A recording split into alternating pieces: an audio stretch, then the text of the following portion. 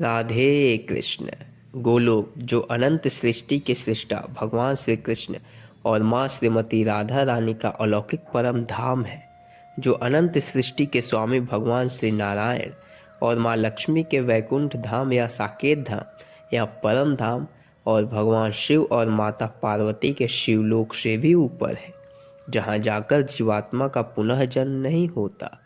इसे ही भगवान श्री कृष्ण और सिद्ध पुरुषों ने मोक्ष या परम गति कहा है। यही परमात्मा का परम धाम है, यही जीवात्मा का परम लक्ष्य है।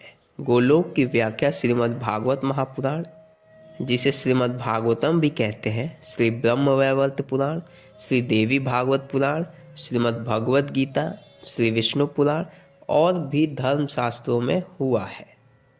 आज हम इसी परम धाम गोलोक की व्याख्या श्री ब्रह्म वैवर्त पुराण के अनुसार करेंगे।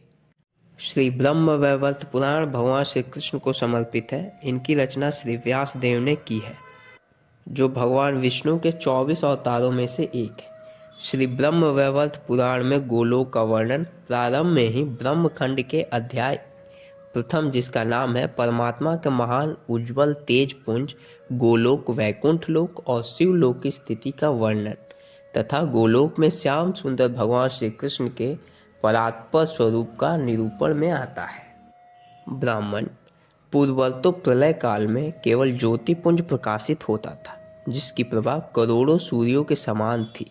वह ज्योतिर्मंडल नित्य है और वही असंख्य विश्व का कारण है। वह स्वेच्छामय रूपधारी सर्वव्यापी परमात्मा का परम उज्जवल तेज है। उस तेज के भीतर मनोहर रूप में तीनों ही लोक विद्यमान हैं, जो परमेश्वर के समान ही नित्य है। उसकी लंबाई चौड़ाई 3 करोड़ योजन है। वह सब ओर मंडलाकार फैला हुआ है। परम महान तेज ही उसका स्वरूप है। अभी तक के वर्णन के अनुसार ये रहा गोलोक, जो है मंडल के आकार का, मंडलाकार या चक्र के आकार का या गोलाकार, जिसकी लंबाई चौड़ाई है 3 करोड़ योजन। उस चिन्मय लोक की भूमि दिव्य रत्नमयी है।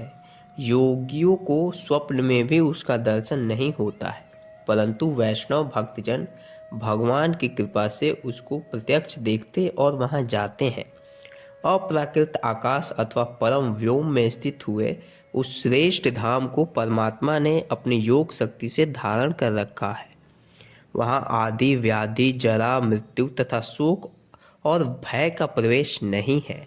उच्च कोटि के दिव्य रत्नों द्वारा रचित असंख्य भवन सब ओर से उस लोक की शोभा बढ़ाते हैं। प्रलय काल में वहाँ केवल श्री राधे कृष्ण रहते हैं और सृष्टि काल में वह गोप गोपियों, गाय बछड़ों से भरा रहता है। गोलोक से नीचे 50 करोड़ योजन दूर दक्षिण भाग में वैकुंठ और वाम भाग में शिवलोक है। ये 2 लोक भी गोलोक के समान ही परम मनोहर है। मंडलाकार वैकुंठ लोक का विस्तार 1 करोड़ योजन है। वहाँ भगवती लक्ष्मी और भगवान नारायण सदा विराजमान रहते हैं। उनके साथ उनके 4 भुजा वाले पार्षद भी रहते हैं। वैकुंठ लोक भी जरा, मृत्यु आदि से रहित है। उसके वाम भाग में शिवलोक है, जिसका विस्तार 1 करोड़ योजन है। वहाँ पार्षदों सहित भगवान शिव और माता पार्वती विराजमान हैं। अब इसके दक्षिण भाग में 50 करोड़ योजन दूर ये है मंडलाकार वैकुंठ, जिसकी लंबाई चौड़ाई है 1 करोड़ योजन। अब इसके वाम भाग में 50 करोड़ योजन दूर ये है मंडलाकार शिवलोक, जिसकी भी लंबाई चौड़ाई है 1 करोड़ योजन। गोलोक के भीतर अत्यंत मनोहर ज्योति है, जो परम आह्लादजनक तथा नित्य परमानंद की प्राप्ति का कारण है।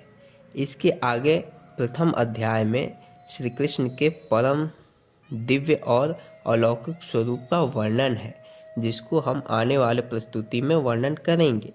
अभी तक हमने जितना ब्रह्म वैवर्त पुराण पढ़ा है, इसमें गोलोक, शिवलोक और वैकुंठ लोक का जो वर्णन है, अपने नेत्र बंद करके सोचिए। वह परम दिव्य ज्योति, चारों ओर दिव्य रत्नों से बने महल, सिंहासन, दिव्य रत्नों की भूमि, गौवें, गोपियाँ और हमारे श्री राधे कृष्ण। अद्भुत, अत्यंत अद्भुत दृश्य है। ऐसा दृश्य और सौंदर्य अनंत सृष्टि में कहीं नहीं है। तो मित्रों बस आशा करता हूँ कि यह प्रस्तुति आपको अच्छी लगी होगी। हम आपसे मिलेंगे एक और नए प्रस्तुति के साथ, तब तक के लिए राधे कृष्ण।